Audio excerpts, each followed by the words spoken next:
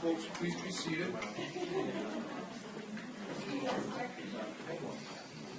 All right, we are returning to the record in the Kachinsky matter. The appearances are the same.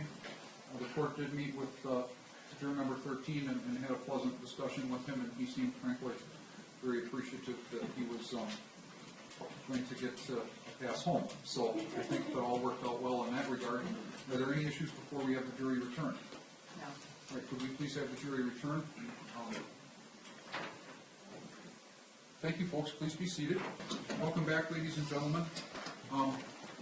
Folks, while we were in recess, we had noticed that there were some challenges that were facing one of your membership, and we were in a position where we needed to excuse the gentleman from serving further, and so that is why we needed to take the recess. I hope you understand why we needed to do that. The good news is we had 13. The reality now is that you are the starting quarterback without a backup. So you all had better remain very healthy and understand that the insurance policy that we had was in place and that was the reason we have it, but now it is no longer there.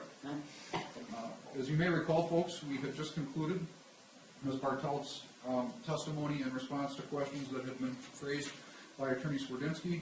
Attorney Folger, do you have any redirect? I do not. If I may briefly, I didn't neglect, I would just ask the court to move it to accept into division exhibits A through J. Are we in agreement then that all of those exhibits are received? Yes. All right, A through J then are in. And Ms. Bartlett, you are free to step down, but you're not taking those with you. Thank you.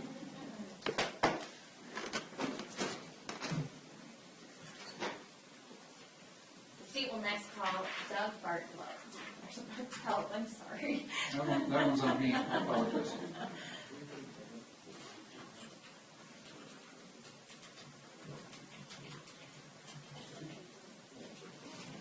Sir, if you could please come on up. Stand right out here in front of the stand, and we'll be with you in a moment.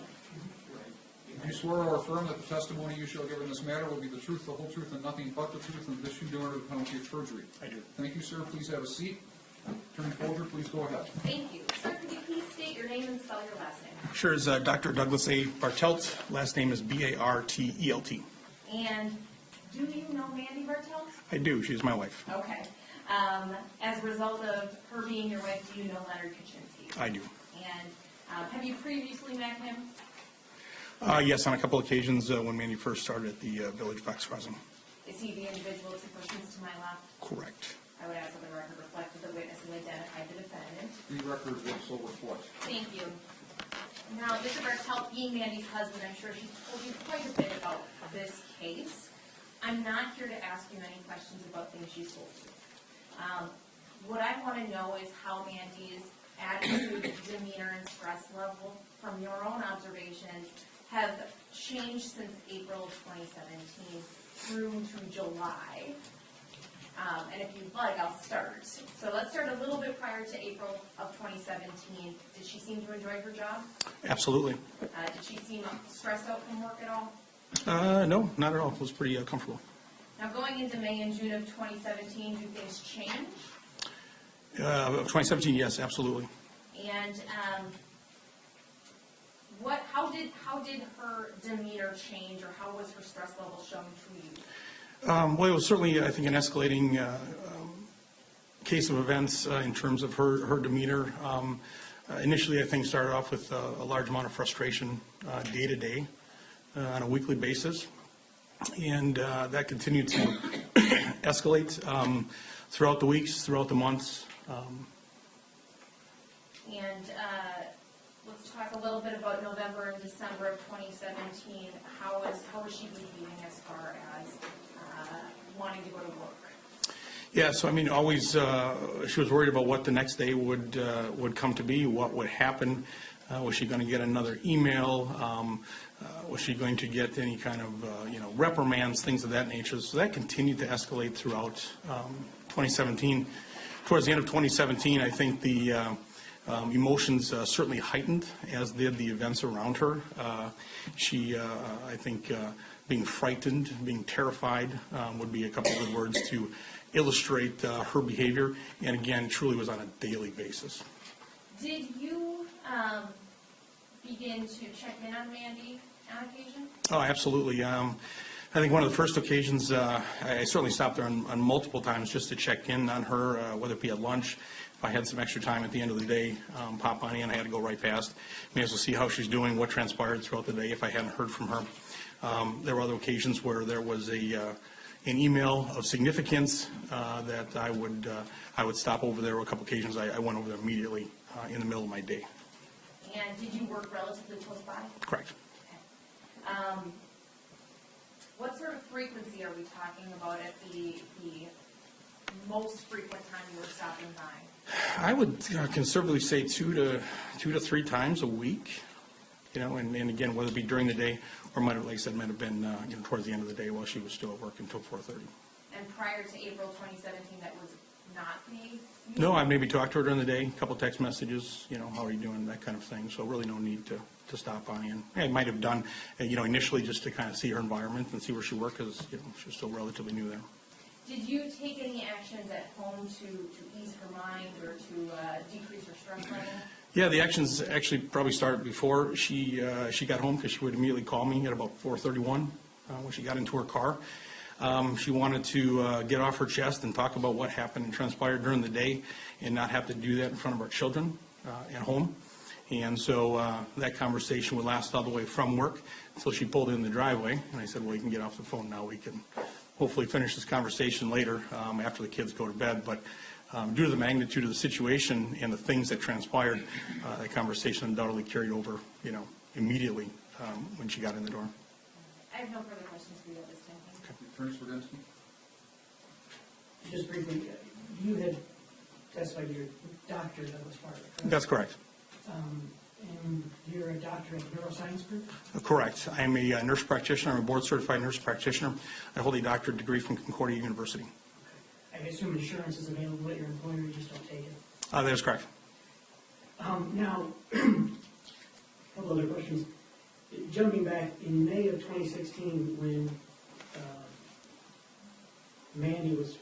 Bartelt was first hired at Fox Crossing, you hosted a party for her at the World of Beer? I did not host any party. Okay, you and Ms. Bartelt threw a party together at the World of Beer? I do not recall any party. We were there on occasion. I believe it was it a work party from her former employer, I should say. But I did not host anything, nor did Mandy. Okay.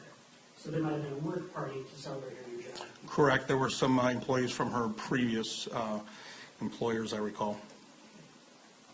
Did you attend the Brett Younger race in June of 2016? I did. I believe that was not only a race, but a walk. Okay. And so you were there at the finish line cheering on Mr. Kachinsky as he finished? That is correct. And in September of 2016, you met with Len and Ms. Bartelt to look at holidays to see as a venue for his return from the hospital party? I was not involved in any conversations related to that. So you're saying, were you present at the venue when they were looking at it? Which venue are you talking about? Holidays? No. There was an occasion we were there, but at no time was that an event to discuss a potential party. Okay. It was a casual get-together, in my opinion, after work hours. Okay, but you were there, you recall being there with Mr. Kachinsky? Absolutely, yes. Okay, and that was approximately in September of 2016? I would probably say that would be pretty close. And you attended the party at Holidays for him in September 2016? Correct. And you were there with your wife and your two children? I don't believe our children were there. And you attended a Christmas exchange in December of 2016 with Mr. Kachinsky and his wife? Correct. That was at the Nutrition Cafe. I don't have any questions. Can you redirect? No, Your Honor. Doctor, thank you. You may step down.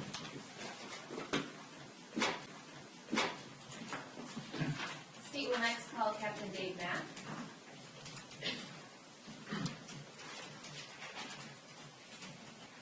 Captain Mack, if you could please step over here in front of the stand.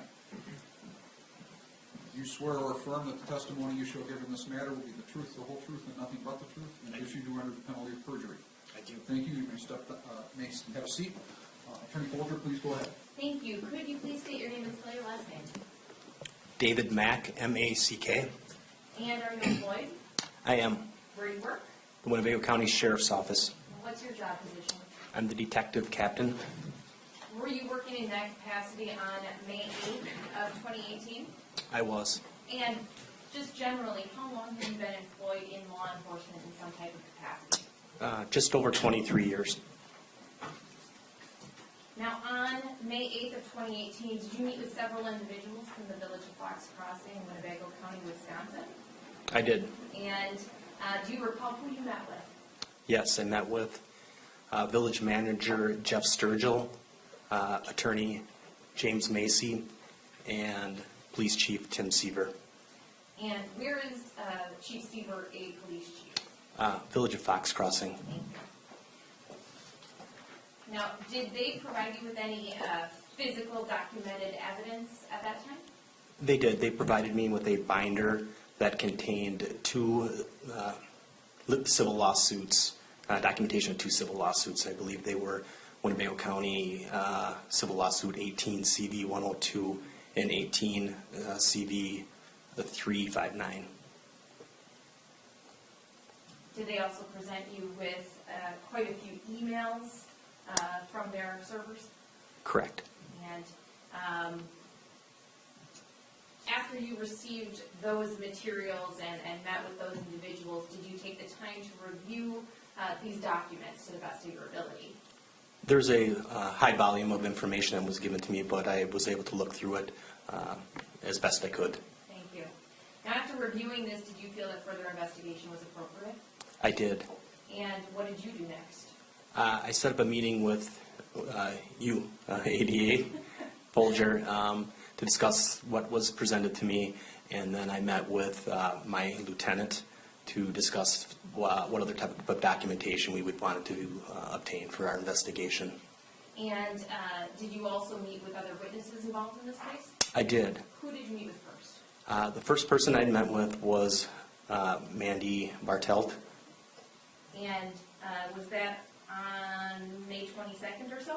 It was May 22nd. And where did you meet with her? I met her at the Fox Crossing Municipal Building.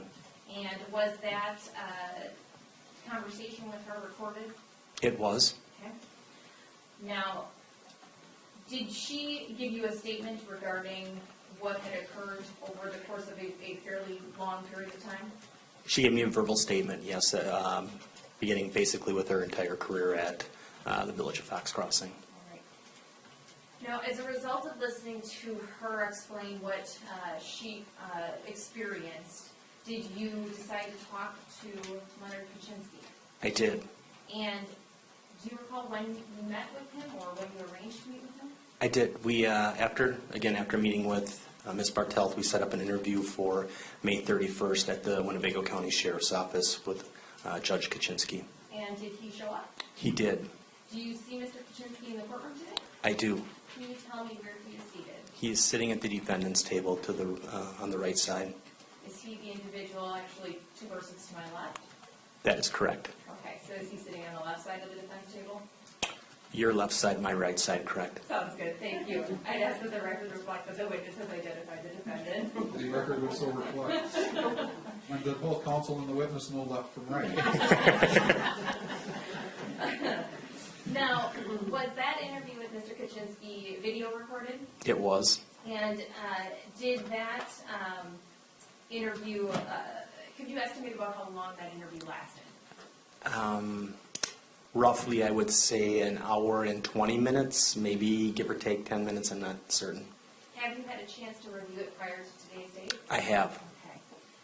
Now, when you reviewed it, did it appear to be a reliable and unaltered recording of what you experienced in meeting with Judge Kachinsky on the 31st of May? It was. Okay. At this point, the state will be playing a portion of the interview, and we'll be starting at 48:52, I believe.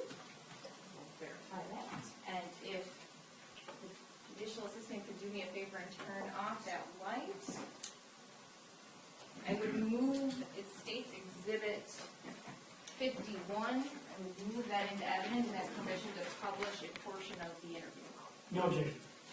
Okay, the court understands that there is agreement. Exhibit 51 will be received. The court receives Exhibit 51, and will permit its publication.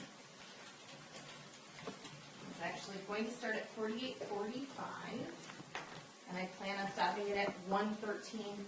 I recognize it is a chunk of time, but this will be all I will show.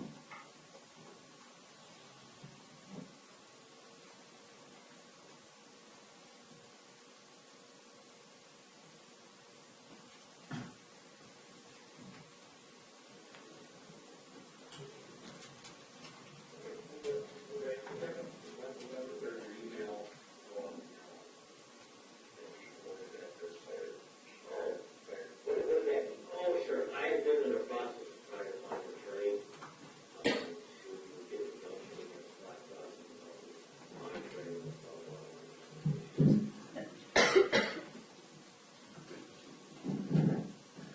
That's my picture.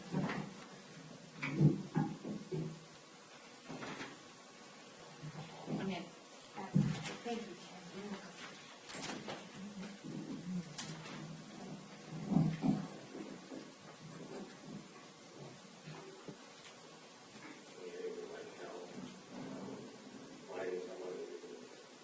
Confident in it, we have a conflict sometimes. I found somebody in the file it. Yeah, I do the new file sometimes, so I remember, and serve on last file. And so that, I thought I'd fire a jury and try the equivalent of, all help and everybody. But I meant verbal value. Serve a little gas. I mean, I've upset a lot of people using that. I've upset a lot of people. When you get up, the terminology, fire jury. I know. As a cop, I like going through, I'd be like, holy cow, what's going on? Yeah, I mean, what I meant by it was that I don't know what is a fire jury. But then I think she had to say, I think it was the other half of that, she had psychologically prepare herself for it. Oh, yeah, just because certain might come in and be honest, I'm bothered. Then I filed a suit. And what do you know about this man? I thought you might question her or something. So you just filed a suit? Oh, yeah. And filed it in November.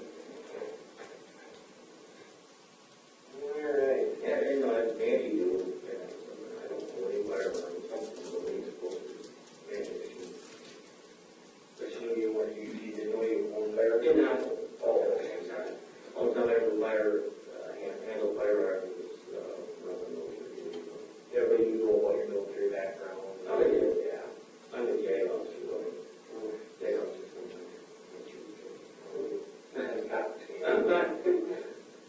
Okay. How that works.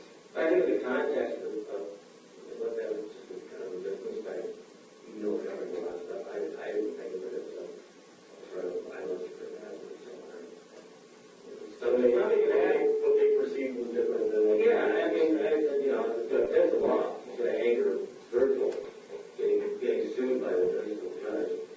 Anger being monitored by Virgil. A lot of the stuff I've seen seems like, sure, your perception and their perception are two different. Yes. Okay. Yes, perception's huge. Yes, I understand. Yeah, that's huge. And I thought the Virgil was doing what he was with the intention of police was to try to find out what I meant was going to happen. And I wasn't going to tell him that he's going to get sued. I just told him, and I think I told Chief Seaver and Captain DeBoer, was a political fire jury. What do you think of Chief Seaver and DeBoer previously? DeBoer, I think DeBoer's buys into what Mandy's saying. I mean, that's based on what I saw in those that were several cases. Seaver's correct, so I've never, and I'm glad he's sure was. Except I think what happened in June, because they showed up in my municipal chambers and recorded, unbeknownst to me that it was going to happen. I think what happened was that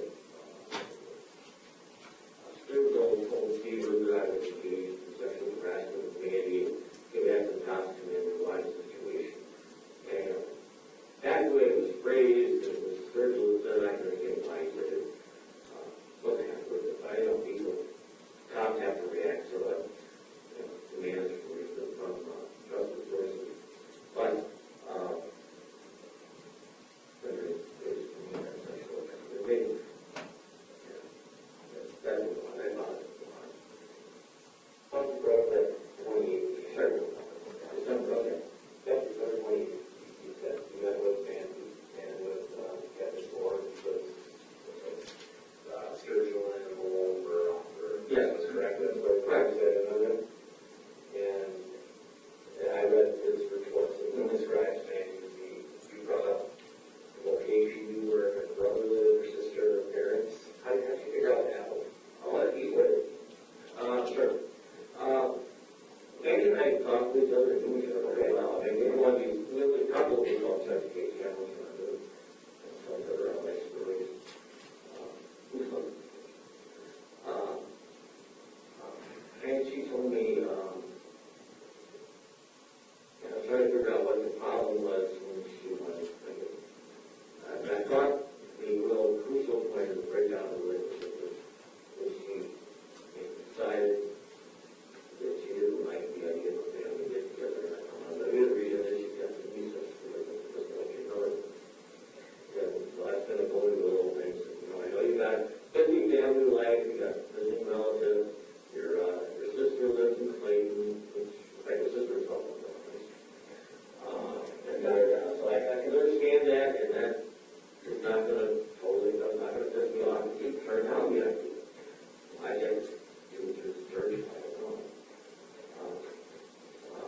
You know, and then I mean, work something out, and, you know, that was a piece of work. So let me get that part of the speech. So, but I mean, that was, yeah. I mean, you just start going off and on. How do you know this? I mean, one thing when I said in June, I sent her mother a letter explaining the stalking thing. Okay, but there wasn't stalking, and just like I explained, you know, based on your life, and I didn't know her mom's address, so I went on the weddings.com, which is something you guys probably use sometimes. Robert Texas using it for his dad's name, which was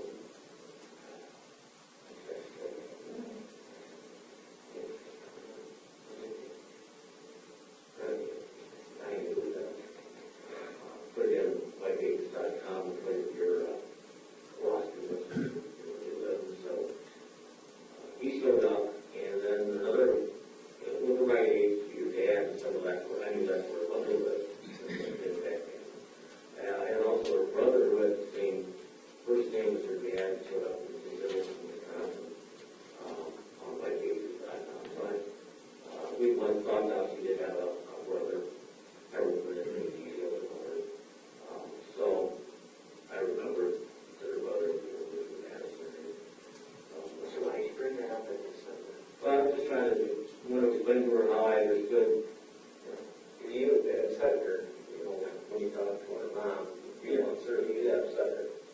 And why did you bring that up? I'm just trying to go through how we got where we are today, because I thought, you know, maybe she was a reason for not all of a sudden when they have any type of thing to do it. They said, well, outside activities was that. Yeah, no, exacerbate the situation at all, that, you know, she will be looking up more than just put her on to the COVID, dad and brother. I didn't think we could have had, yes, you know, I've actually done that back in June, I just seen it and remembered it. I just thought it just explained to her, this is how we got to where we are. You know, I thought, if you thought, you know, maybe any type of social involvement was not a good idea. Even though she had brought to her family on numerous occasions, she thought for a while, just during the first 10 months, that was God, he was the way it was. And never had patients, never had employees, parents send me a letter like a card that her parents would send me, same person, she was a feeder. It's very kind. Yeah. So I thought maybe that's what the problem was. And I said I wasn't sure, but that's why things happen like that. We still know passion. So that's kind of why I brought it up. And she just, I thought, let me finish what I was going to say. But she didn't. And she was upset. She was upset, and I thought, well, this is the word she said to say. And maybe the purpose of 28 is to see whether or not any possibility of putting all these companies back together again, because it was right at that time she really needed it.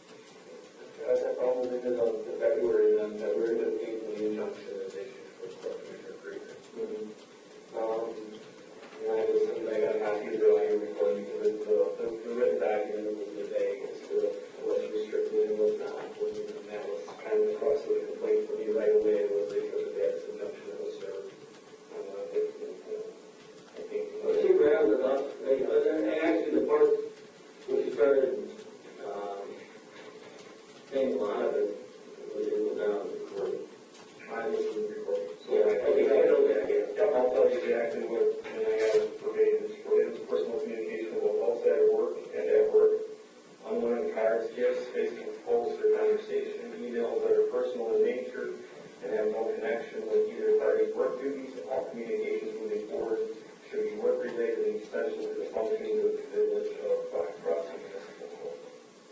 That was verbatim from the recording. And you don't, sure, okay, I'm going to get back to the office and send her that email, and that's what you're not going to, you're going to move forward, or what you wrote down that, you're going to move forward, that was an immediate thing, or what, you're going to move forward as a plan. I'll just down with the, I'll just let what I was going to do in terms of, dealing with, the complaints that have been made, that I was serving as judge when I was here. I did not know the date of the complaints. That first line, today was it, the things that I done, well, that was really does not change procedures, I think that's a problem.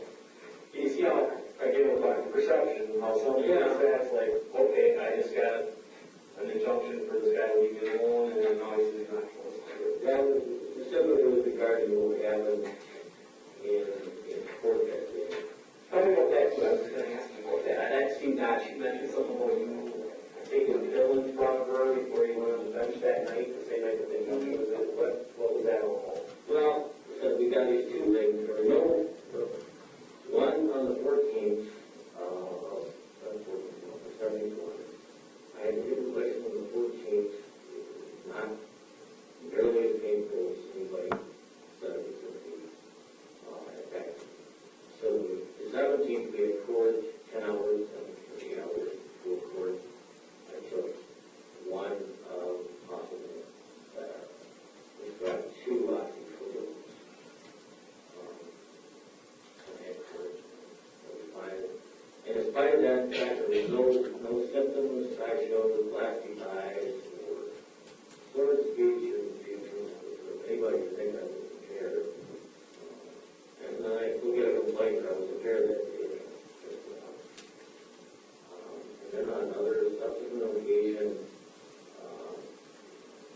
I had taken a pill and told 2 hours before. And not so much for the hip pain, but for single paralysis. Was there some order that Andy had witnessed you do this stuff, or why are you thinking? No. And I'd be the last person I'd be thinking of. Well, what I had was available. And because, I mean, you maybe explained there was Sturgill or somebody else on it. I had a look there. I had a little there, just, I guess that was confusing me when I read it, because I know where they first of all, what kind of education they have. Well, I was trying to go through the, I wanted to, they were to make their preliminary determination if they needed a conference or all that. So the black eyes, bird speech, confused things, etc. That, you guys talk to you for a minute, and if you think it's a problem, have somebody to please go to local exam if you want. And so I've been thinking we have a pet leader in milligrams since January 2007 after singles. Not that permanent person. Nothing to do with it. Wasn't paid for that. But I don't like oxygen.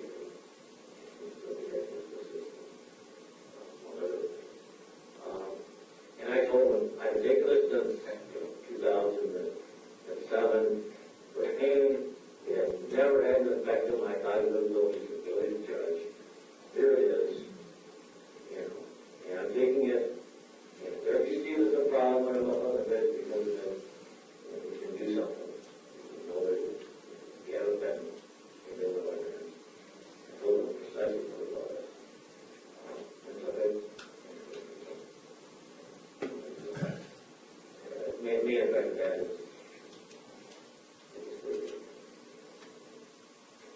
I want to get to the point that I'm not impaired by this stuff.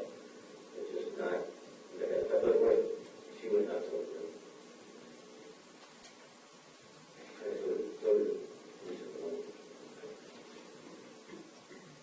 27th, he sent her the email about the Rocky County courthouse. Oh, yeah.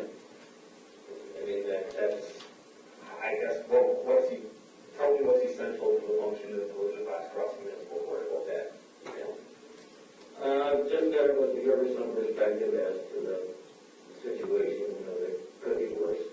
Well, not in the county, but in the worst situations. So I thought, as I said, when pretty much badly all that stuff off, and it wasn't a written order, I wasn't checking it out. Sure. So I didn't consider that to be a violation, but I give her some perspective as to what's going on. And she knew people inside the county, so I thought she might find it interesting. And then there was a couple other things we talked about that she talked to me about. She felt that she's being harassed from the perspective of her vacation time, and I know that's one of the likely evidence for everybody to do, but you did not define it, I guess, to make her available at initially for the whole hearings. I just wanted to make it, it's just, I wanted, it was a process of finding a judge for the case. You know, you verbally approved it earlier. I hadn't verbally approved it, no, that's it. It's a conflict, it's okay. Okay, yeah, your perception is you didn't have it approved, gotcha. The calendar's been approved, and I think it's been approved with the idea she was going to request it, but. All right. Ron, what do you think? We talked a lot about perception. You mentioned a lot of the emails I read, and you talked about unreasonable phobias that she didn't observe her have. And you think that your perception of what's going on, her perception are completely different, and she has, you're telling, the way I read it, and I want you to get if I'm right or wrong now, that she was showing unreasonable amount of fear and being scared. Oh, my ear. Describe what you mean by that. I think start with the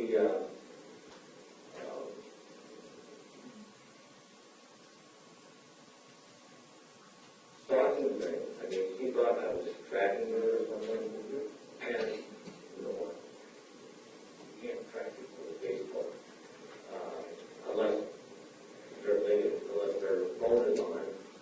And I explained that to her very clearly. I think maybe a day or two after I was told her, I saw her mother on the weekend. I showed her on my phone, and here's how it works. There's some other people, by the way. I think I saw Lori Paul over Twitter and six, and he got north for a weekend or something. I showed her to her Facebook time, and I just thought she was.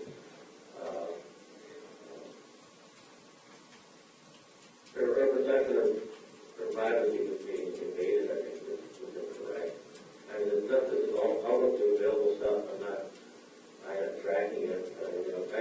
MyPage.com is free, unless you have free version, I did. So that's what I thought. And I was going to, I said that, you know anybody else up on my page?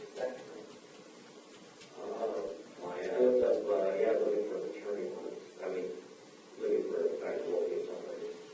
So I do it periodically when I'm doing an investigation.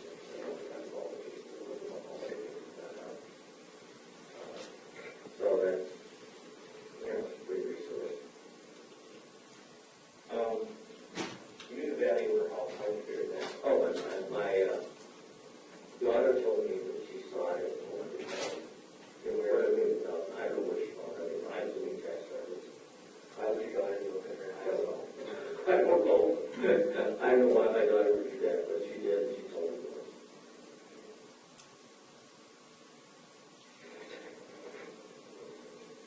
Now we're talking about your daughter. Yeah. I have a daughter too. Yeah. So I understand. Chris got daughters. We all understand father-daughter. Yeah. My perspective, if my daughter came to me, to dad, and walked and looked for we're going on Facebook and selling on someplace. Comes to my office and looks at me all the time. There's that he doesn't know what to do. He sends me emails to my home email address. What do you tell your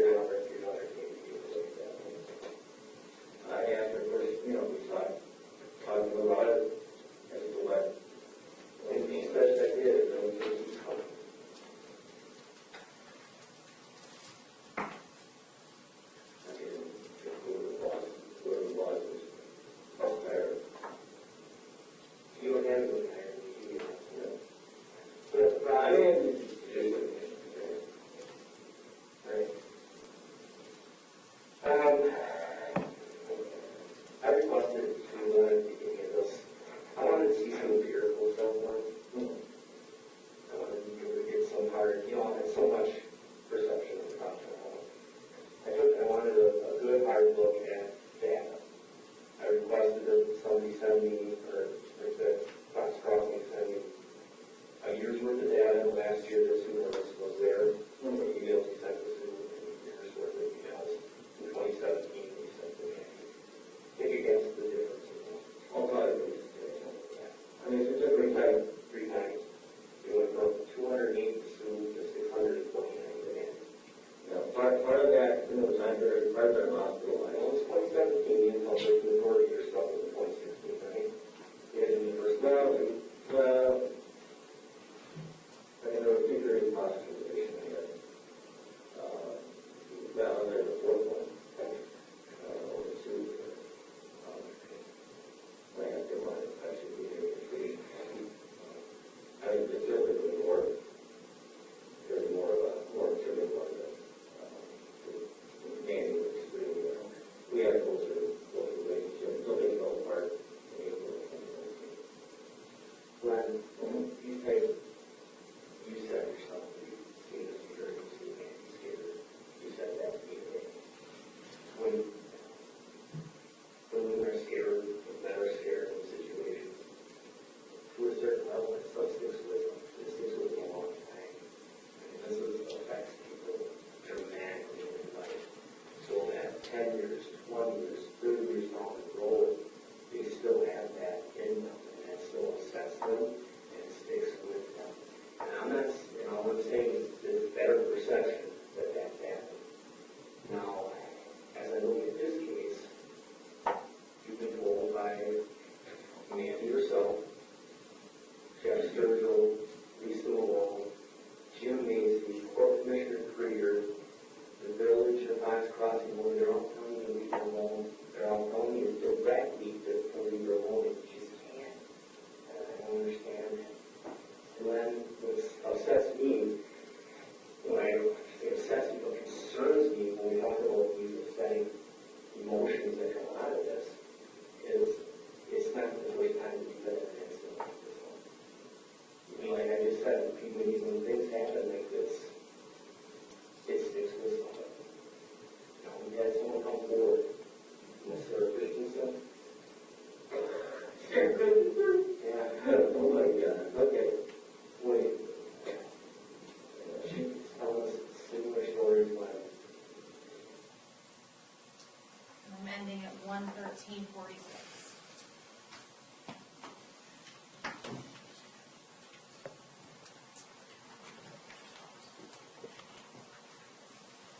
Okay, Attorney Folger, do you have any further questions for Captain Mack? Briefly, yes.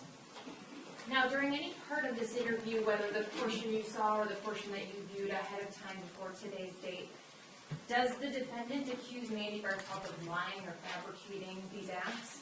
No, he does not. And does he contest the vast majority of her claims? No, he does not. And I understand this is a weird question to ask, but how many times during the hour and 20-minute interview did he meow? None. Okay. Now, I cut the record off at this specific point, but did you go on to talk to the defendant about a woman named Sarah Christensen? We did. And did you confront him with Ms. Christensen's claims that he engaged in similar conduct while she was an employee? That is correct. Did he deny those allegations? He did not. What was his response to you bringing her up? As you could see initially, he laughed, and when we brought her name up, from there he told us about his employment history with her, that he had, I believe, 2 sets of stints where she was an employee of his, one that she had left, and that he then tried to get her to come back by offering her a different wage package, and he went on to we went on to question him about some allegations that he maybe had went to her house and left a card for her in her mailbox, and he admitted to doing that. Okay. Now, at the conclusion of that interview, did you feel that you had impressed upon Mr. Kachinsky the importance of respecting not having contact with Mandy Bartelt going forward? I absolutely did. And did you later become aware in July of 2018 of any incident that caused Mandy concern? I did. It was July 2nd in the mid-morning hours. I received an email from Mandy that I believe July 2nd was a Monday.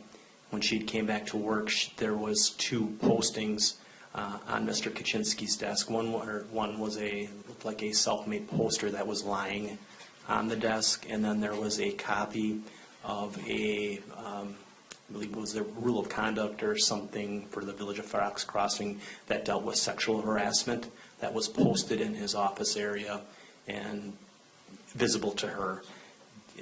The posting of the sexual harassment literature had sexual highlighted in every area, and the poster was image of Jeff Sturgill with, and I'm paraphrasing now, something to the effect of, "I'm from the government, I'm here to help you, WWRD, #NotMeToo."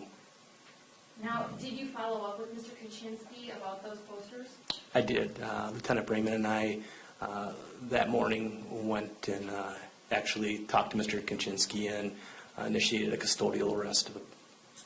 Now, in talking to him, did he indicate how those items came to be in the municipal court office?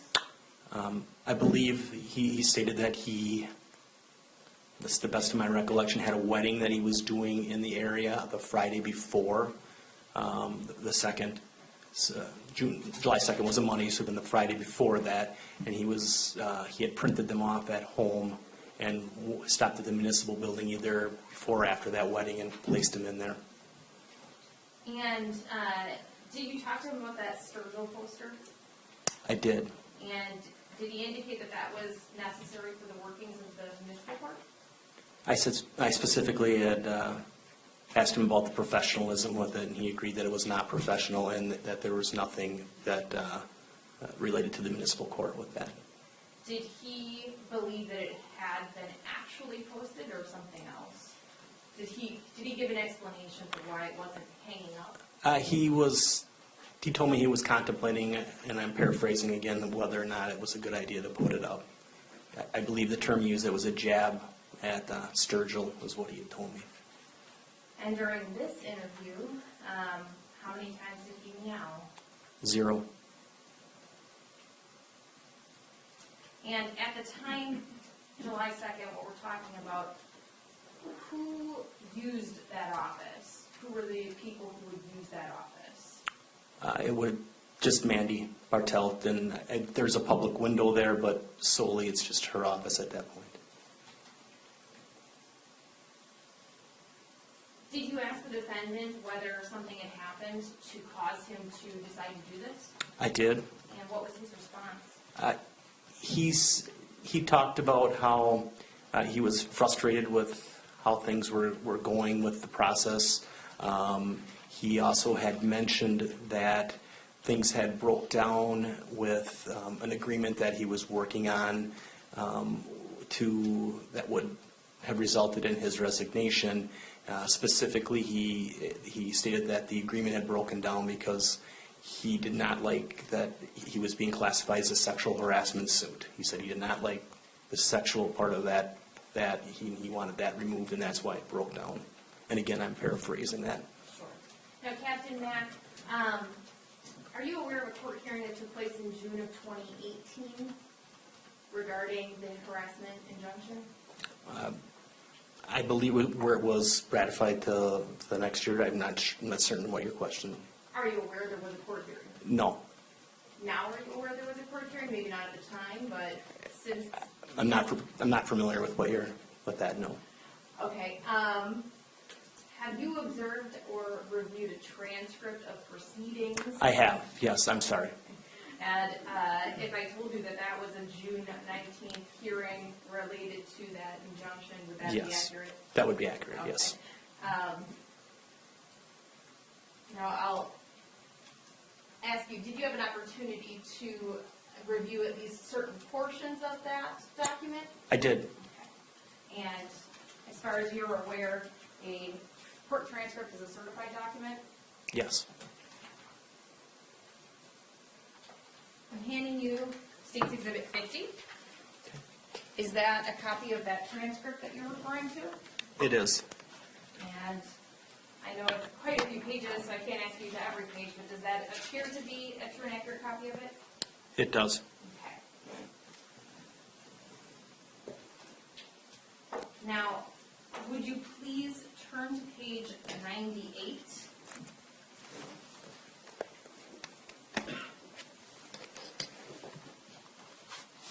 Line 1, starting at "we did,"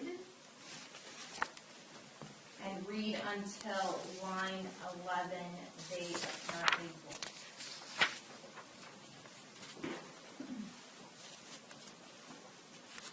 And if you need me to say that again, I certainly Please do. can. I was trying to find page 98.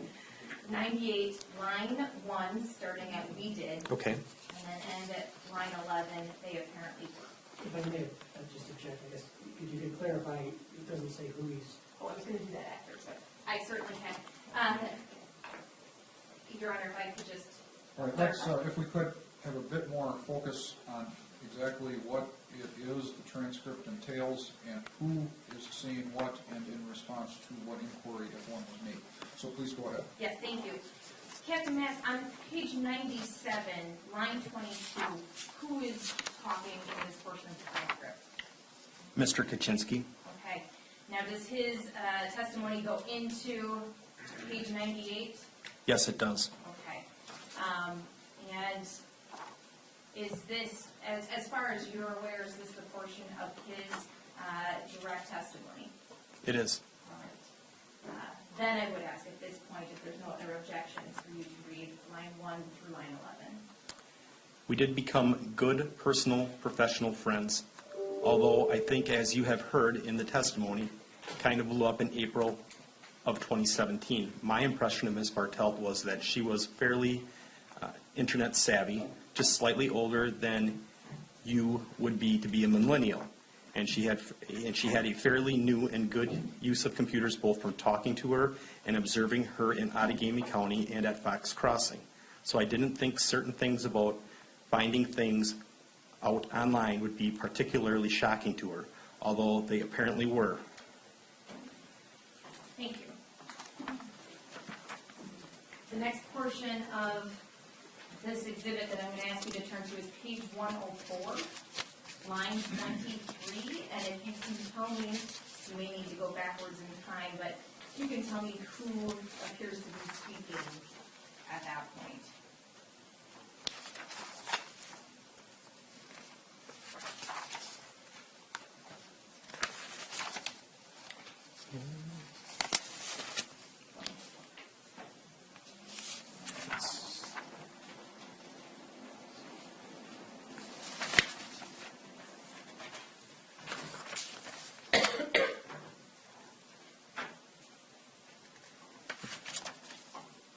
It appears it is Mr. Kachinsky.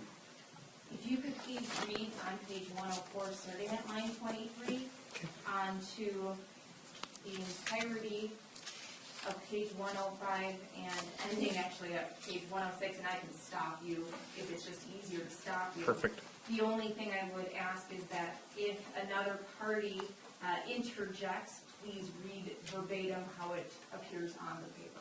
Yes, ma'am. I also somewhat concerned on the December 28th meeting that why Ms. Bartelt would fear that I was trying to stalk her or watch her at Experience Gym. She saw an orange car, as her statement was, and checked out whether or not it was my license plate. Later, I just sent her my license plate saying, here it is. Anytime you want it, it's a custom plate. It's one of these military plates. So it's easy to remember, and I don't know why she would have feared that I was going out by her house. Also stated during the 28th meeting, as she stated, she lives north of Hortonville. I live in Fox Crossing by Fritzie Park, 3 miles away from the municipal building. The closest I ever get to Ms. Bartelt's home is when I decide to go to work, or when I decide to go work out at the Greenville Y, which is 15 miles south of where she lives. And I don't know, I never expressed a desire to see her house or anything about it, so I'm not sure why that fear developed. I think with some The court, well, you, Mr. Kachinsky, I'm trying to avoid arguing. The court, you put something in an email that is rather invasive regarding the value of her house. Mr. Kachinsky, oh, yes, well, sure, the value of the house. My daughter sent me that. The court, why did you do that? Mr. Kachinsky, I just wanted to make a point to her that. The court, what point do you make? Are you nosy? Mr. Kachinsky, oh, yeah, I know things. I like to know as much about my people as I can. So my daughter told me about that, where it is, and I know what her husband does for a living, and I know the general economics, and I know probably within 20 or 30,000 how much he makes annually. That's just the court. That's your business, Mr. Kachinsky. No, it's not business, but it's something I know. I mean, I like to know. Okay, you can end there.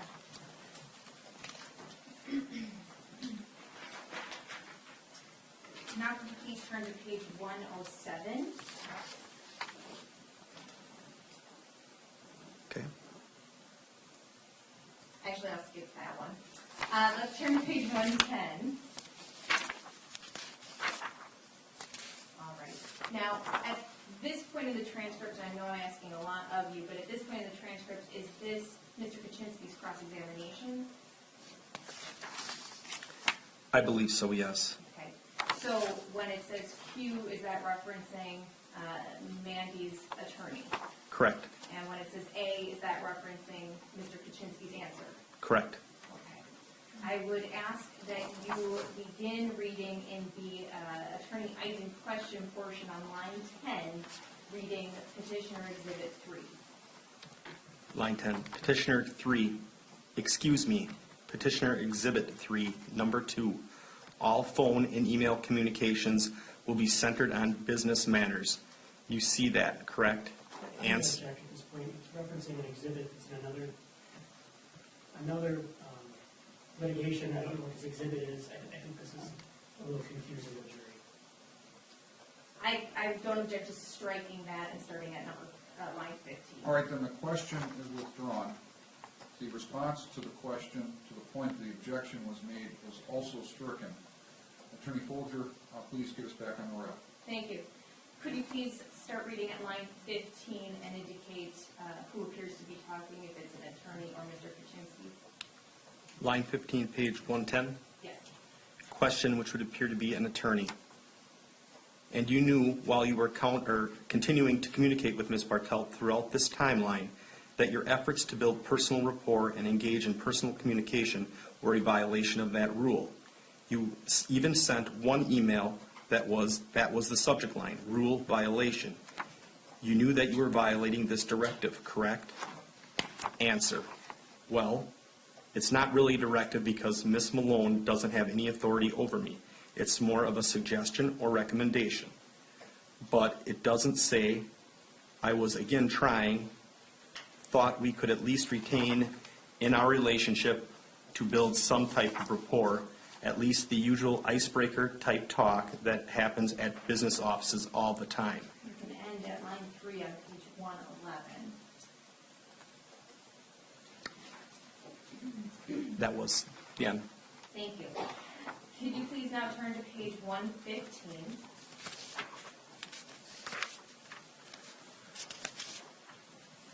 Line 16 question. And again, is this a continuation of that cross-examination? Question. And you're familiar with this letter of reprimand? Answer. Oh, right. Question. There was some testimony about it. Answer. I wrote it. Yes. Question. I guess I'm moving an objection again. I don't know what reprimand we're talking about. Your Honor, I guess I would ask for a little leeway. It comes to light very shortly. That's fine. All right, the court would consider that the objection is withdrawn. Captain, if you could please continue reading from the portion of the transcript where you have stopped before the objection was raised. As I understand, we no longer have an objection pending.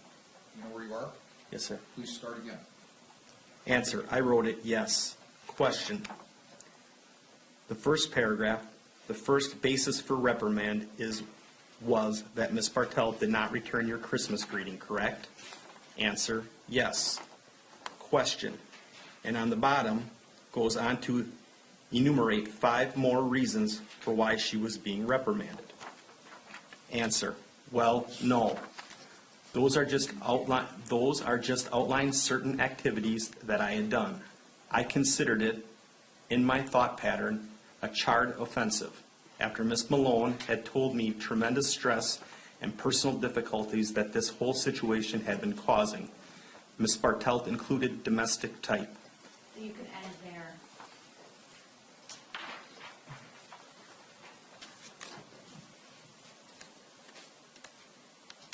Now page 118, if you will. Line 4. Question. And that is actually, strike that, in your workstation, did you post a picture of the front cover of the Fire and Fury book by Michael Wolff? Answer, I did. Question. And this was after the Fire and Fury email had upset Ms. Bartelt and was brought to your attention. I mean, and you knew the significance of this phrase in the workplace, correct? Answer, yes. Question. Why would you post the cover or the front cover of this book with this inflammatory phrase that you knew in the context of the work environment was upsetting to Ms. Bartelt? Answer. I think it was not rational and would condition her to get used to it. That was sort of my thought. You have to get used to certain things, and that's certainly not in and of itself inflammatory. Most people are scary. I mean, it's just a Donald Trump phase. I mean, instead of saying Fire and Fury, you could say all hell breaks loose. They're synonymous for each other. So I didn't think of them as something that was terribly inflammatory, and I thought that Ms. Bartelt should just get used to it. You can end there.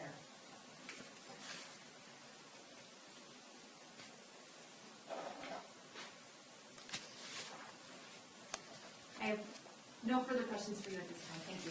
Thank you. Attorney Servinski. Yes, you requested from Fox Crossing all of the emails exchanged between several parties, between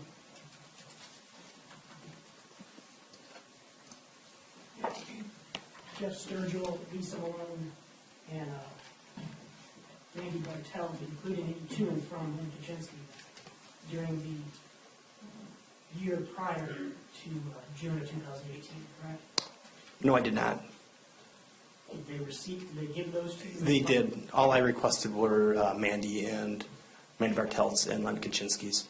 But what they provided to you is actually all of the emails to and from all 3 of those people. To the best of my knowledge, yes.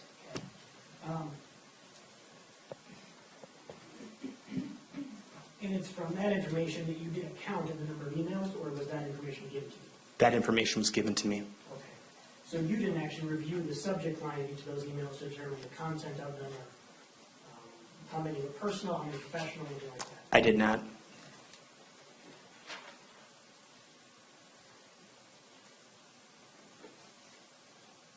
The interview that was recorded, that was on May 28th? May 31st. I'm sorry, May 31st. And the next time you heard from Ms. Bartelt was on July 2nd? Correct.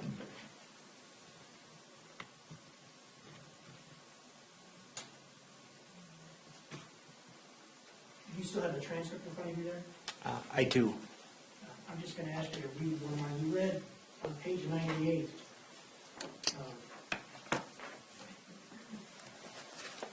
You had previously read, let's see, lines, I think, 4 to 12, or 4 to 11.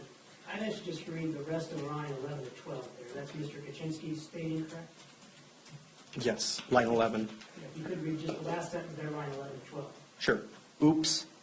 I'm going to have to retrieve an exhibit.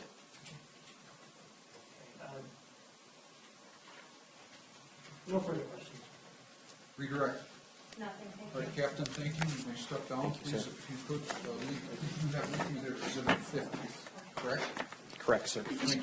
You could make sure to leave that with us. I certainly will. And Your Honor, I would move, I'm not sure if I did already, but number 50. You did not move it. Any objection? No objection. 50 is received. Thank you.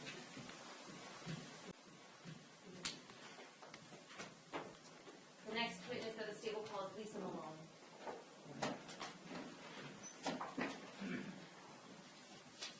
Lori, how are you doing? You weren't 40, is that it? Folks, how are you doing? Do you need a breather? We're going to discontinue about 5:45 or 5:50 as I promised you. Do you need a breather, or are we good to go? You need a breather, okay? We're going to take a breather, and we'll come back about 10:02. Thank you. Rise for the jury.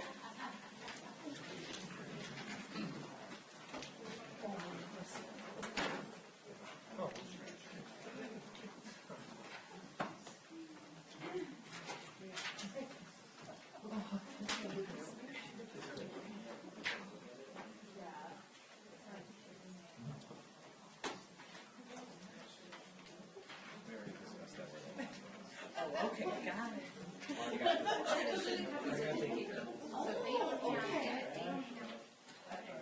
Thank you, folks. Please be seated. Anything we need to talk about? We'll be in recess for 10 minutes then? Okay.